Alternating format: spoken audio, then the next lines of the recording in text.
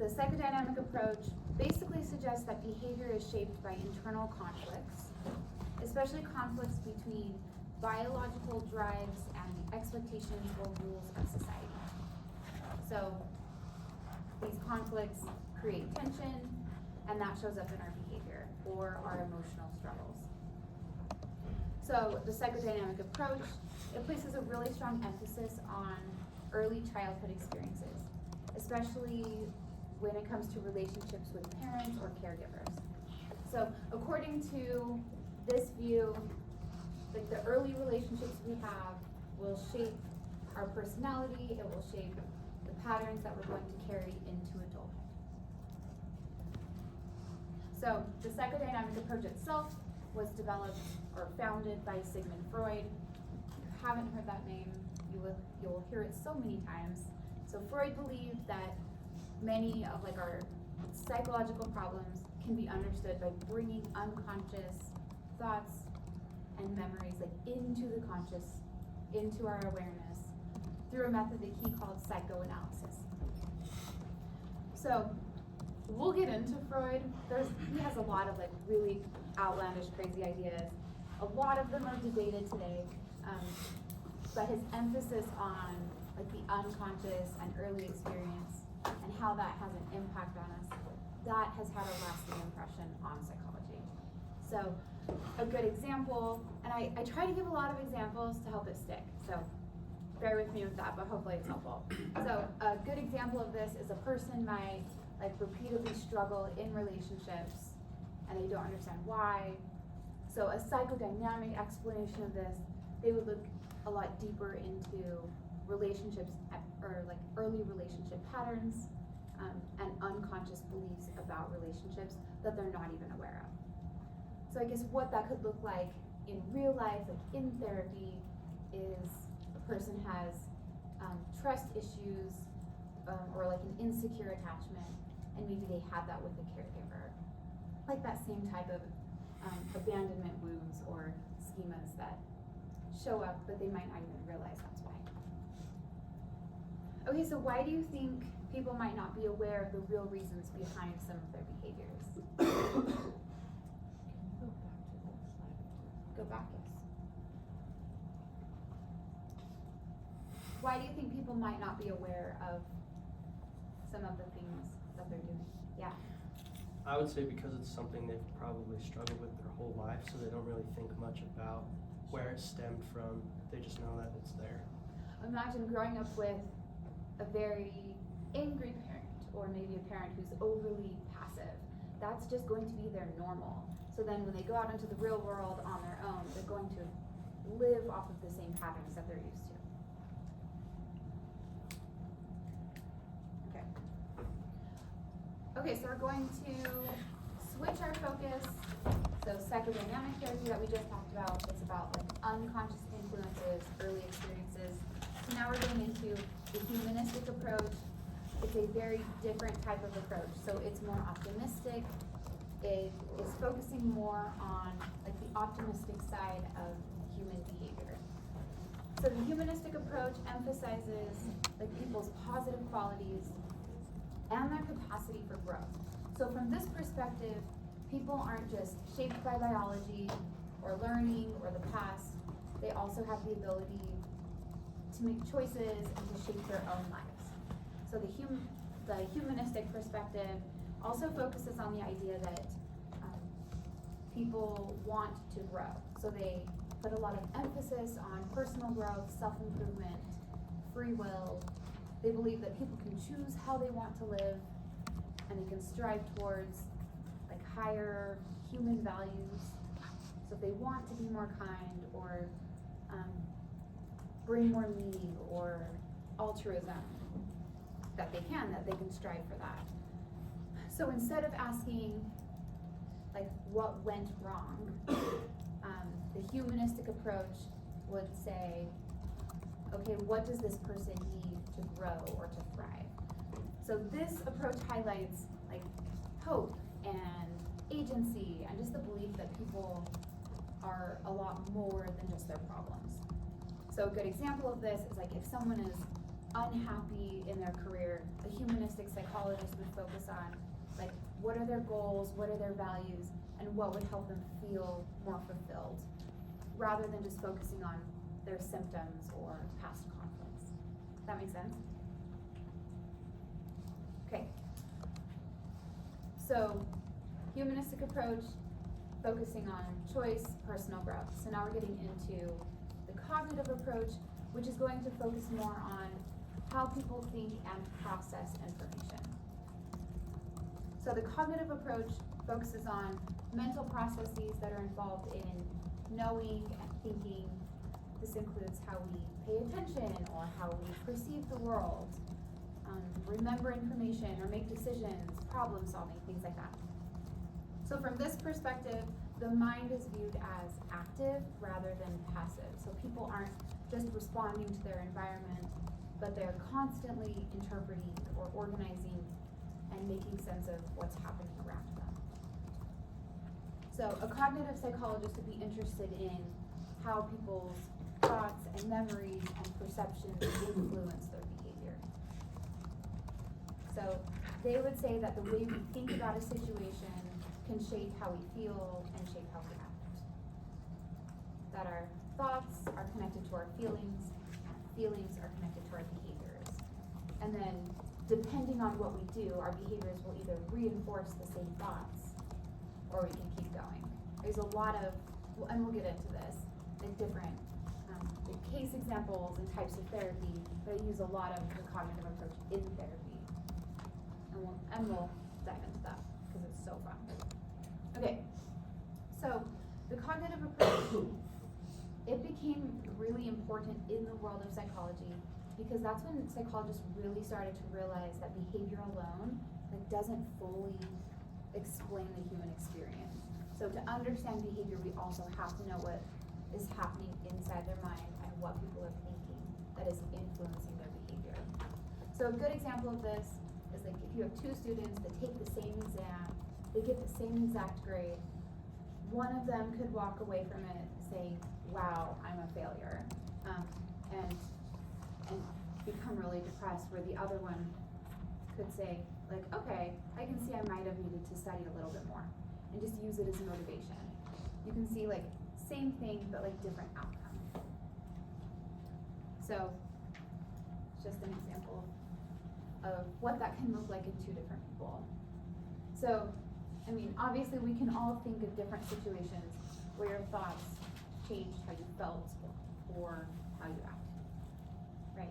You can see two people that go through the same thing. Maybe one of them is more resilient, or one of them talks about it a lot, or one of them kind of shuts down, or, right? Everyone responds differently. But your thoughts behind what you did next is what a cognitive psychologist would be looking at. Okay. So we just talked about the cognitive approach, focusing on how people think and interpret the world. So we're going to zoom out even further, and we're going to ask why certain behaviors may have developed in the first place, which is the evolutionary approach. So this approach explains behavior using ideas from evolution. It asks how certain thoughts, emotions, behaviors have helped our ancestors survive and to reproduce. So this approach is closely connected to the theory of natural selection, which was proposed by Charles Darwin. So the basic idea of natural selection is that the traits or behaviors that helped people adapt to their environment were more likely to be passed down over generations. So key concepts in evolutionary approach include adaptation, reproduction, and natural selection. So behaviors that increased survival or reproductive success became more common over time. So from this perspective, evolution doesn't just shape physical traits, but it can also influence things like decision making or fear responses or aggression or mating patterns, things like that. So a good example of that is like fear of dangerous animals or fear of heights. Those might exist because it helped keep people safe in the past. Like, even though those threats are less common today, we're not as worried about being attacked by a wild animal as maybe some of our past generations were. But that instinct is still in us. Questions?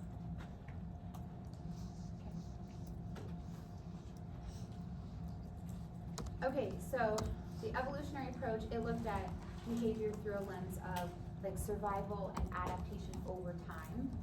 So this next approach, it's going to shift our focus to like the social and cultural world that people live in right now.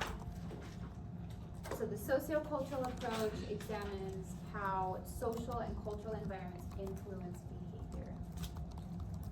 So from this perspective, behavior can't be fully understood without considering the social groups, the cultural norms, and the values that shape people's experiences. So psychologists who use this approach, they'll conduct like cross-cultural research, which means that they're going to look at behavior across different countries or different cultural groups to see, okay, what's universal and what is shaped by culture. Like zooming out really far will help see what is just human and then what's culture specific, which is really helpful. This approach will also look at differences within a single society. So examining how like behaviors might be different or they might vary based on factors like ethnicity or cultural background or social roles within the culture. So a key idea of this approach is that a person's experience is influenced by the culture in which they live, right? We are all products of our environment, at least to some extent. So culture will shape how people think about the world, about themselves, how they relate to others, how they interpret what's happening around them or the world. So a good example of this is if you think about different cultures, think about what is, maybe in one culture, what is polite or normal or like appropriate in one culture might be viewed very differently in another culture, right? So can you think of a behavior that might be encouraged in one culture but discouraged in another? Yeah. In my culture. Wait, talk loud. Sorry. So in my culture, I'm Latin. We have maybe the kiss on the cheek. Yeah. That's how we say hi. You know. Sure. It's not done in my American culture because that's viewed as invasion. So it's like flirtation, and so it's kind of conflicting. Could everyone hear that? So in the Latin culture, it's normal to like go in and give a kiss on the cheek, where it's like, well, here, like, we don't really do that. What else? Yeah. I just feel like the Mormon culture has a lot of different protections on things than most of the world. Like Yeah. in the Mormon culture, no coffee, no alcohol, no tattoos, nothing like that, no extra piercings. Where a lot of like some other cultures, they put tattoos in their body to show their culture or things like that. Yeah, it can just be very different, for sure. I even think of like expressing emotions. Like there are some cultures that really encourage open expression of emotions, but there's other cultures where it's like, we don't talk about our emotions, right? And even look at family culture within our large culture, right? And we'll get a lot into family culture of how our two families that come from the same broad culture are so different. Another one is that some cultures really emphasize like independence and personal goals, where others, they really emphasize like family loyalty or like almost like a collective responsibility, like more tribe, like they work together. So the behavior itself isn't right or wrong, it just makes sense within the culture context of where it developed. Does that make sense?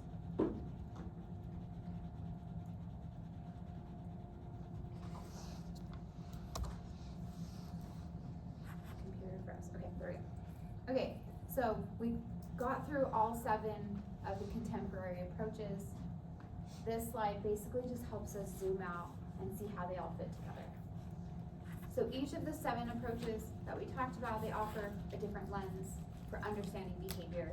There is no single approach that has all of the answers.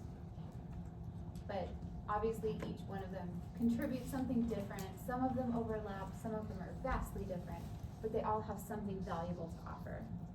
So most of the time, rather than competing with each other, like the approaches work better together. So the idea is captured in the biopsychosocial approach, which recognizes that behavior is influenced by biological factors, by psychological processes, and also social or cultural context as well. So it's a little bit of everything. So depending on the situation, one approach might be more useful, or right, like more helpful than the other. So for example, if you're trying to understand depression, and you're wanting to understand the brain chemistry, that's going to be a very specific perspective you're going to need. Or if you're looking at the thought patterns, or the personal history, or the social environment and how that impacts depression, you're going to be pulling from different perspectives. So each of the approaches, there's many different specialties or areas of focus that you can dive deeper down. Psychology, obviously it's a very, very broad field. So these approaches just kind of help organize and make them a little bit less broad. Does that make sense? So there's just very different ways to study behavior, but the key takeaway, human behavior, it's complex. Psychology uses a lot of different perspectives to help us understand it better. Okay. So we just talked about the different approaches. No matter what approach someone prefers, they're going to rely on the same basic process to study the behavior, which is the scientific method. Okay, so what makes psychology a science isn't the topic, it's the process. So psychology, it's considered a science because psychologists use the scientific method to answer questions about behavior and mental processes. So the scientific method usually starts with noticing something interesting or puzzling about behavior. Psychologists will ask a question like, why does this happen? Or what could be causing this? And then from there, they come up with a hypothesis, which is basically an educated guess about what they think is going on. The hypothesis leads to predictions about what should happen if the idea is correct. Next comes testing. So psychologists will collect data through research. This might involve surveys, experiments, observations, other methods. We'll get into that.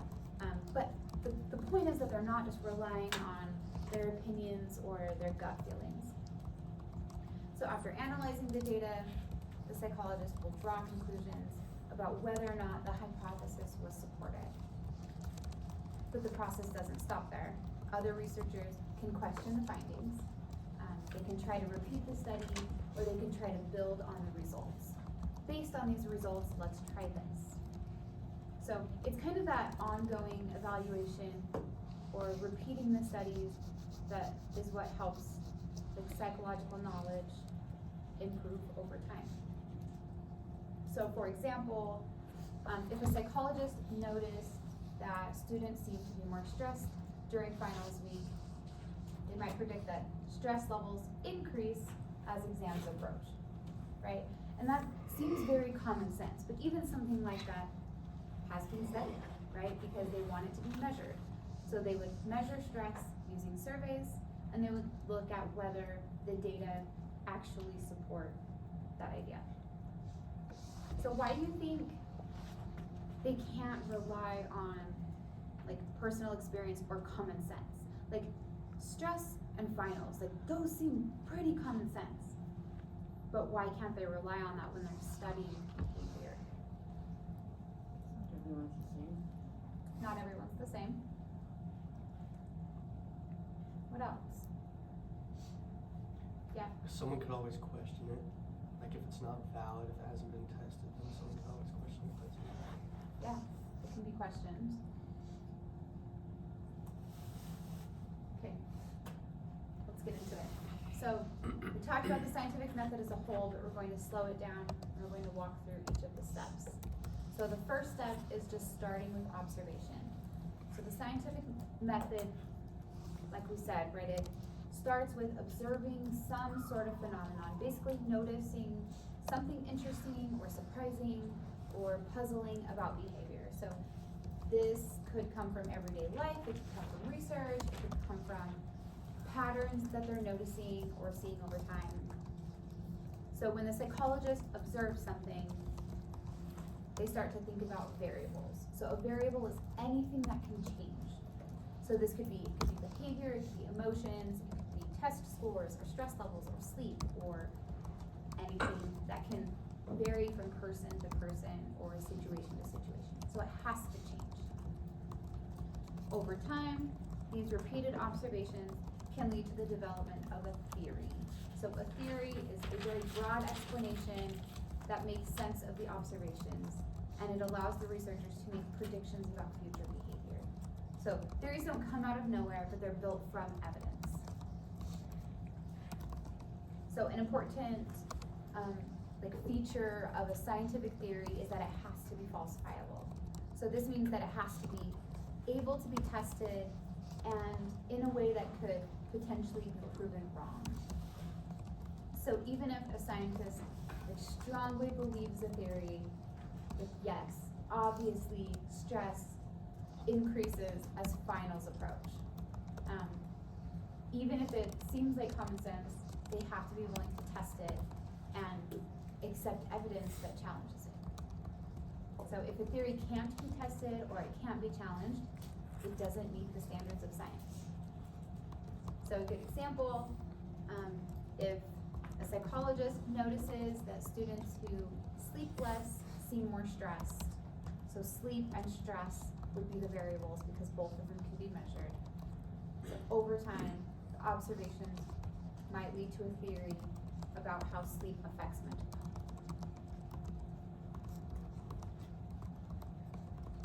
So what are some things that you've noticed about behavior that could be turned into a research question?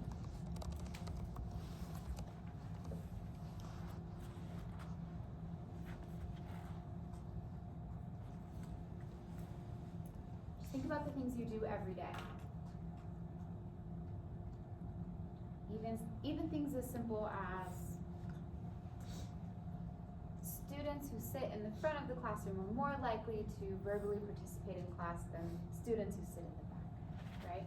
Or, I don't know, just anything that has to do with behavior. If more than 4 people are standing outside the elevator, people are more likely to take the stairs to avoid awkward conversations in elevators. I don't know, it could be anything, yeah. So like students who walk with their head to the ground are less likely to start a conversation in general. Yeah, I love it. Okay. Also, that was not me calling people in the back out. And you can talk more if you want to. Okay, so once a psychologist observes something interesting and they start developing ideas, the next step is to turn those ideas into something they can actually test. So this step is about forming hypotheses and predictions. So a hypothesis is a testable prediction that logically comes from a theory. So you can think of it as a specific guess about what will happen. So a single theory can lead to many different hypotheses.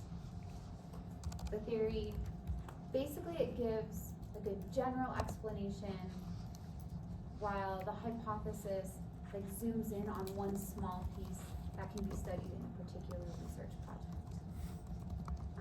So if we're taking the example of students who are walking, looking at the ground are less likely to start conversations, there's probably a lot of different factors that could go into that. So a psychologist would zoom in on one of those factors and see if there's a correlation. Okay, so each hypothesis will lead to specific predictions. So predictions will spell out what the researcher expects to observe if the hypothesis is correct. So then these predictions will guide how the study is designed and what kind of data is going to be collected. So the key idea here is that a hypothesis must be able to be tested. You can't collect data to support or to challenge a hypothesis. It doesn't work for scientific research. So for example, like if a theory suggests that sleep affects mental health, one hypothesis could be that a student who sleeps less will experience higher levels of stress. So the prediction would be that students who are sleeping fewer hours would score higher on stress level measures in a study, right? They would have to be able to study it and test it and see if that's true. There has to be enough of a correlation for it to be true. Okay, so then what's the difference between a general idea and a hypothesis? And can you turn a general idea into a testable hypothesis? Yes. Isn't a hypothesis an if-then statement? You're looking for like cause and effect? Mm-hmm. Yes? I feel like a general idea is kind of just a thought in general, and the hypothesis is like the action to that thought. Basically how you can bring that thought into, I guess, a testable situation. Yeah, that's a good way to say it. It's like a general idea is you have all of these thoughts about it. Yes, let's go ahead. You say that part I've seen this says like a hypothesis has to be something derived logically from whatever theory. So if it's just like anyone can have an idea of a hypothesis that you're trying to make some sort of prediction. Yeah, exactly. So think of it as like brainstorming. Like the general idea is just kind of like the brain dump onto paper. You're not necessarily going to use everything, but it kind of gets your wheels turning and you're thinking about it. A hypothesis is when you zoom in on something and say, that's what I want to test, right? So a general idea would be like, okay, sleep affects mental health.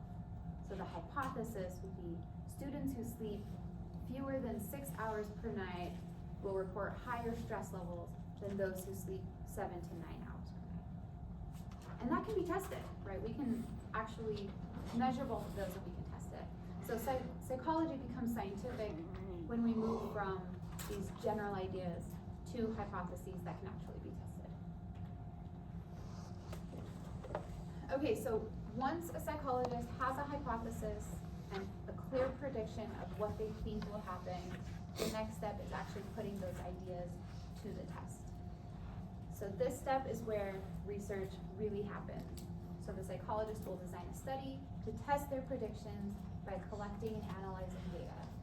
So instead of relying on guessing or intuition or even common sense sometimes, they have to gather real evidence. Also, I'm going to zoom out for a second. Think about common sense. What's common sense for one person might completely contradict common sense for another person.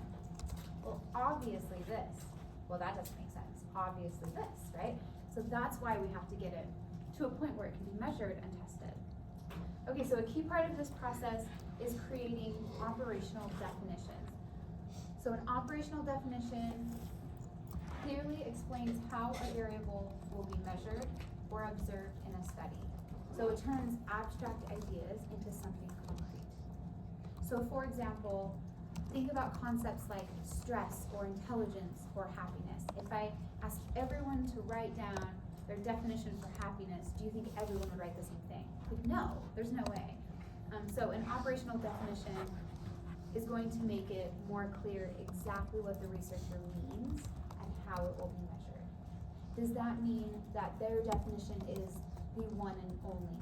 No, but it gives context for whoever's reading that study and whoever's going to use it, that they can know, am I defining it the same way? Like, is there enough overlap that I can use this study as evidence, or can I build on this, if that makes sense?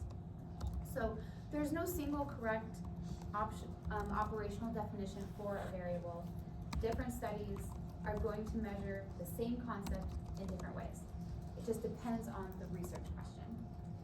Okay, so then once the data is collected, researchers analyze the data to see whether the results actually support the hypothesis, support their predictions.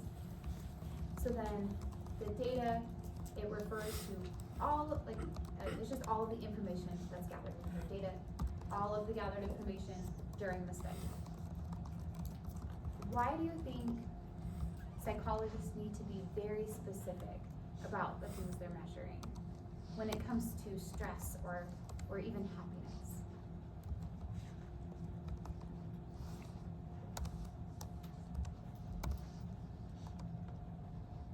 Let's go back. Just so they're on the same page. Like Exactly. person reading it, person typing. Yeah, because we want to know exactly what they mean by happiness so we can read the results and know exactly what they found. Was there another comment? Yeah. Would you say, cause like tiny details can change it. Yes. Oh, so much, right? What if we just said trauma? Like, we're going to measure trauma. That's a big thing, right? There's like so many different types of trauma, and are we talking about like baby trauma, like really massive trauma? Like, how do we define what we're doing in this study specifically? Yeah. Treatment aspects. Treatment aspects, yeah. How do you come up with the conclusions that, if it's so broad, right, is that what you mean? Yeah. Love it. I like how much you guys are talking, it's great. Okay, so after the researchers collect and analyze the data, the next step is figuring out like what those results actually mean. So in this step, psychologists draw conclusions based on the data they collected.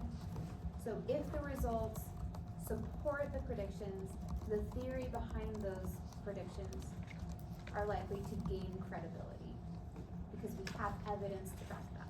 So it's important to understand that supporting a theory doesn't necessarily mean that it's proving that it's true forever. In science, theories are always open to revision. So evidence can either cause a theory to change, it can strengthen a theory, or sometimes it can challenge it and cause scientists to say, okay, this is what we thought, but with this new information, now we need to pivot and start looking at this other aspect. So then another key part of the stage is replication. So replication is when a scientist, like another scientist, repeats a study to see if they can get the same results. And this is really big because you're talking a whole different lab, all different people, different participants, they're recreating it based on what they read. So that's why it has to be so incredibly clear. This is exactly what we did, so that it can be replicated. So that they can see if they also get the same results. If the findings can be replicated, like confidence in the results, like it skyrockets, right? Like it can increase a lot. If the results cannot be replicated, then researchers might need to rethink their methods or their measurements or the theory itself. So it's this back and forth mental process. It's very normal and it's a healthy part of science. So a good example, if we go back to the stress and sleep, is if multiple studies find that lack of sleep is linked to higher stress, like confidence in that theory grows. If later a study, or studies were to find different results, then researchers might need to adjust their explanation. Okay, why did these ones say yes and these ones say no? We're missing something, what is it? So why do you think science avoids saying that a theory is ever like completely proven? Especially when it comes to things like stress and finals, right? Why wouldn't they just say, makes sense? Yeah. It's always changing. Yeah, it's always changing. Look at how much our world has changed since you were born, or since your parents were born, or since your grandparents were born. Like, life has changed so much, and we know so many more things with different kinds of imaging, or testing, or different programs that weren't available.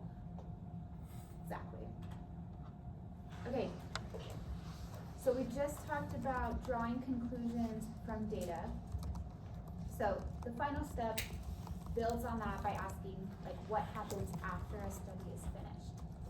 So this is the final step of the scientific method, and honestly, it never ends. So once a study is published, it becomes part of a larger scientific conversation.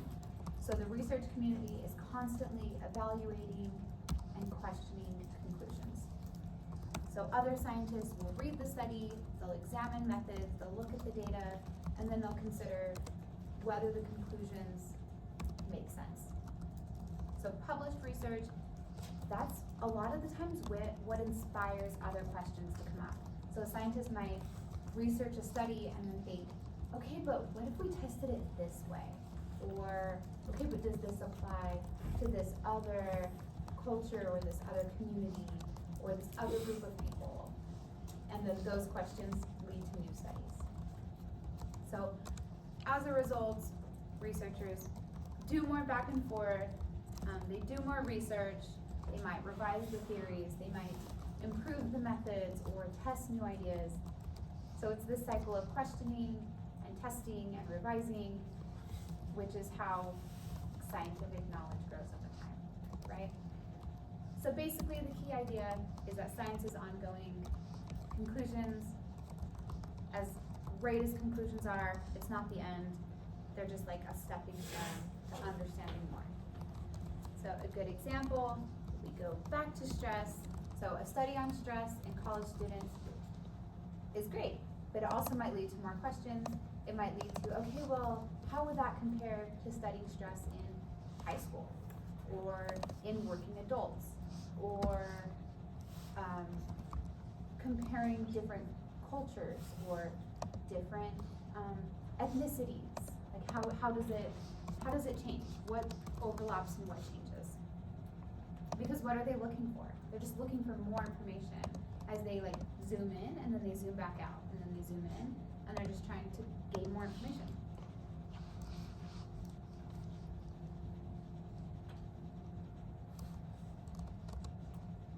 Why do you think it's important for science to keep questioning or like coming up with questions that no one is asking or thinking of?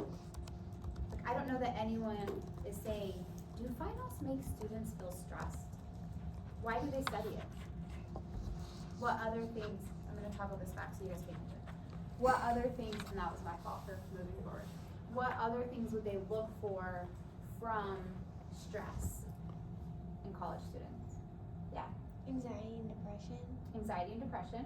Yeah. How it affects like other parts of their life that they may not be tying back to their exams, Like like what? work or relationships or Yes. other things. Yeah. So it's like it can start there, but then we go back to this general idea of, okay, but how is that stress actually showing up in other areas of life, or even like resilience, or okay, of all of the stressed college students, who went to therapy, or who, was working full time at the same time? How did those factors influence it? Okay, now you can. Okay, so we walked through the steps of the scientific method. Now we're going to shift and we're going to talk about the different types of research that psychologists use when they're collecting data. So psychologists don't all study behavior in the same way. So the type of research they use depends on the kind of question they're trying to answer. So descriptive research, it's all about observing and describing behavior. So it focuses on understanding like the basic characteristics or dimensions of a variable. So at this stage, researchers are not trying to explain why something happens. They're just trying to figure out what is happening. Then there's correlational research, which looks at relationships between variables. So it asks questions like, are these two things related? Or do they tend to change together? So importantly, like correlational research, it doesn't show cause and effect, and that's something we're going to talk a lot about in some upcoming slides. So it's not saying this causes this, it's only showing associations. And then there's experimental research, which goes a step further, and the goal of experimental research is to establish the cause and effect relationships. So in experiments, researchers are carefully controlling variables to see if when they change one variable, does it cause change in another? So each of these different types of research have their strengths, but they all serve a different purpose.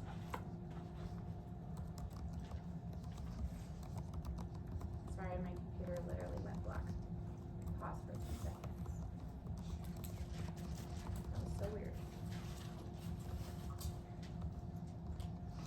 Okay, so each type of research serves a different purpose, and there's not one that's necessarily better than the other. They just have their own strengths. They're all important for building like scientific knowledge in psychology. So a good example of this is a psychologist. We're going to talk about stress a lot today, apparently, but it was on my mind when I was writing this.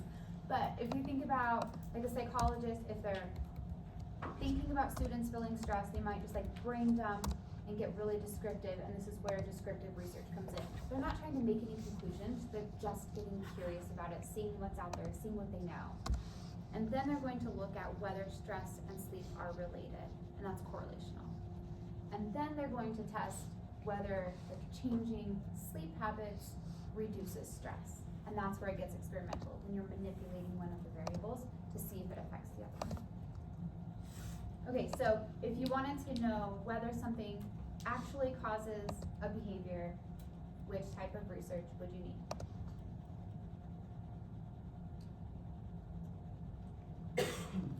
Experiment. Yes, experiment.